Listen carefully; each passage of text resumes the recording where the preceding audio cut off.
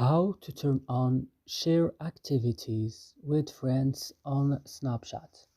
Hello guys, today I will show you how to turn on this option. Just watch the video until the end. And first make sure that you subscribe and you like the video. So let's start. You go first and you open your Snap. Then when your Snap is opening, go here on your profile and click on it. Then you go to settings here and click.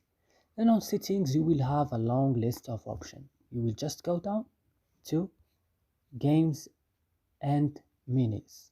You will click. Then you will find here an option who name share activity with friends. So you will just turn on this option by clicking on this icon here like this.